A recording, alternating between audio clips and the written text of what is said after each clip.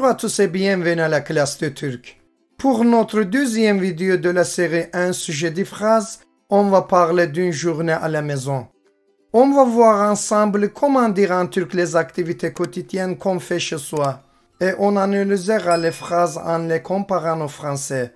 Si vous êtes prêts, c'est parti.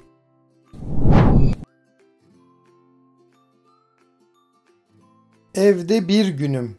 Ça veut dire une journée à la maison. Voici notre première phrase sur ce thème. Sabah saat 8'de uyanıyorum. En français, je me réveille à 8 heures du matin. Dans cette phrase, le sujet ben n'est pas indiqué. En turc, ce n'est pas obligatoire. Parce que le suffixe de la première personne indique déjà le sujet ben. Si on veut insister sur le sujet, on peut dire ben sabah saat 8'de uyanıyorum. En français, moi je me réveille à 8 heures du matin. Donc, en turc, mentionner le pronom personnel est optionnel.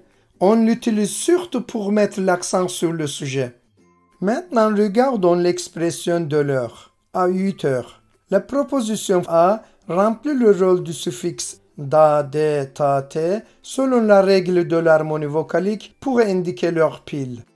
Dans notre exemple, 8 plus de, 8'de, à 8 heures.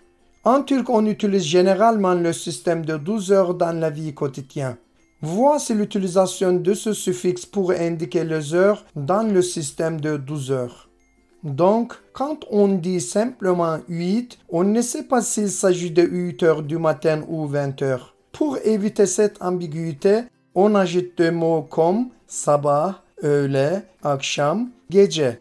Enfin, le verbe conjugué uyanıyorum vient du verbe à l'infinitif uyanmak, qui se traduit en français par se réveiller.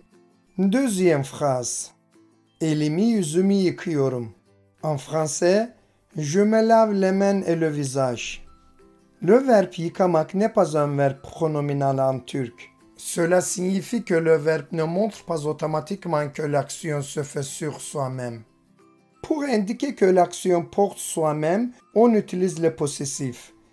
El, la main, elim, ma main. Yüz, le visage, yüzüm, mon visage. De plus, on ajoute le suffixe accusatif au complément d'objet défini pour montrer que l'action porte sur un objet précis.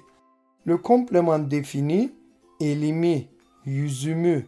En français, avec le verbe pronominal se laver, on n'utilise pas l'adjectif possessif, mais on utilise l'article défini.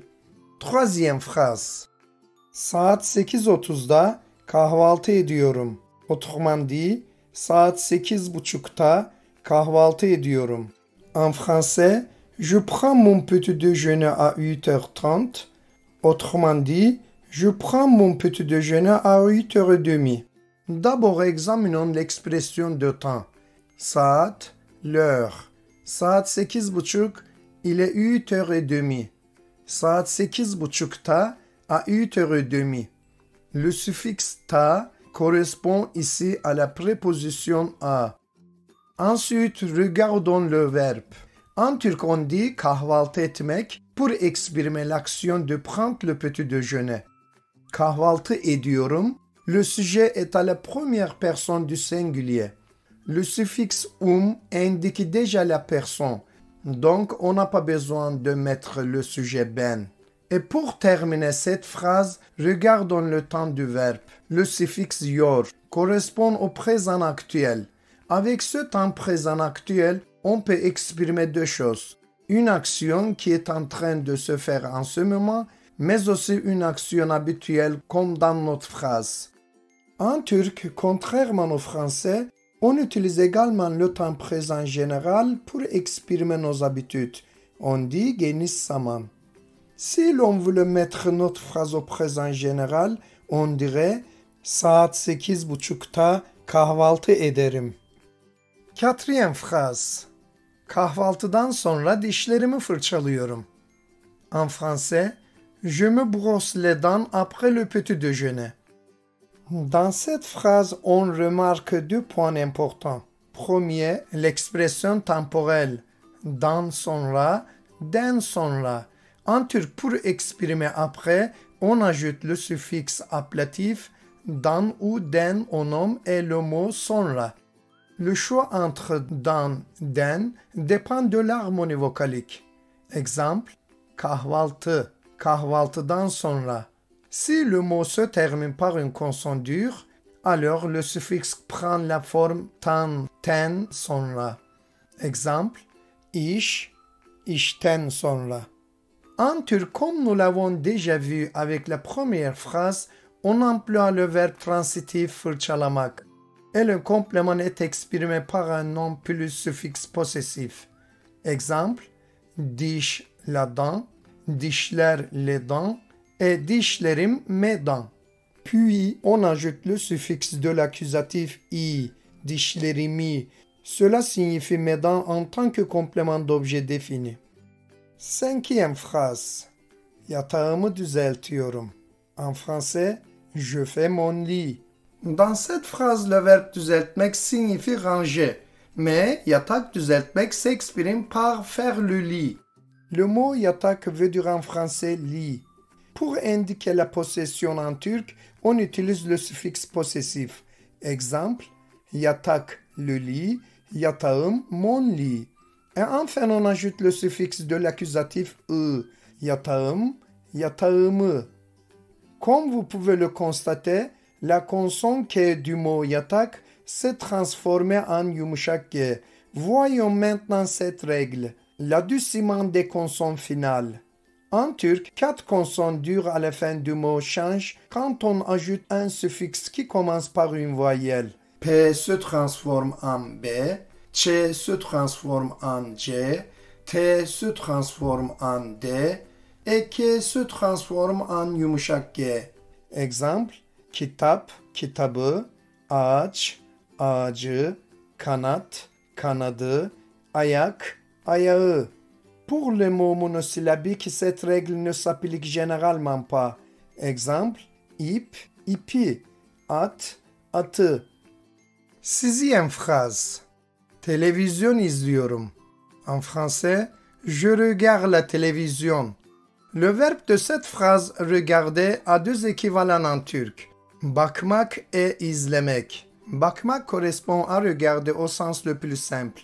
Tourner les yeux vers quelque chose, jeter un coup d'œil sans nécessairement suivre ni prêter une grande attention. Exemple, kapıya bakıyorum. Ici, il s'agit juste de diriger les yeux vers la porte. İzlemek. İzlemek correspond à regarder attentivement ou suivre. C'est observer quelque chose en mouvement ou suivre une action pendant un certain temps. Exemple, ben televizyon izliyorum. Le mot télévision est le complément d'objet indéfini, donc on n'ajoute pas le suffixe de l'accusatif. Septième phrase. Müzik dinliyorum. En français, j'écoute de la musique. Le verbe de cette phrase c'est dinlemek, qui veut dire en français écouter. Le mot musique est le complément d'objet indéfini du verbe dinlemek. Huitième phrase. Yemek yapıyorum. En français, je cuisine. Le verbe yemek yapmak signifie littéralement faire à manger. On peut dire aussi yemek hazırlamak. Les deux sont utilisés pour parler de la préparation d'un repas. En français, on exprime tout cela avec un seul verbe, cuisiner. Neuvième phrase. Yatmadan önce kitap okuyorum. En français, je lis des livres avant de me coucher. Yatmak, se coucher. Yatmadan önce, avant de se coucher. Madan önce, meden önce indique toujours l'antériorité d'une action par rapport à une autre.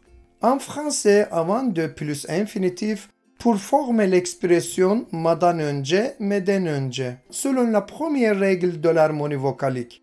Exemple, çıkmak, sortir, çıkmadan önce, avant de sortir. Gelmek, venir, gelmeden önce, avant de venir.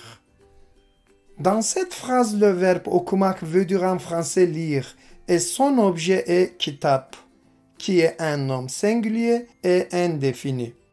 Dixième phrase. Genellikle saat 10'da yatıyorum. En français, je me couche généralement à 22 heures. Genellikle ça veut dire la plupart du temps, généralement. Et le verbe yatmak, se coucher. Comme je le dis dans la première phrase, en turc on utilise souvent le système de 2 heures dans la conversation quotidienne. Si on veut éviter toute confusion sur le moment de la journée, on peut ajouter gece. Genellikle gece saat 10'da yatıyorum. Voilà, c'était les 10 phrases de cette vidéo. N'oubliez pas de bien les réviser avant les 10 phrases du prochain thème. J'espère que cette vidéo vous a été utile. Écrivez-moi vos opinions et vos suggestions dans les commentaires. Si vous voulez plus de ces vidéos, n'oubliez pas de vous abonner gratuitement à notre chaîne et activer la cloche pour être au courant des futures vidéos. À bientôt. Görüşmek üzere.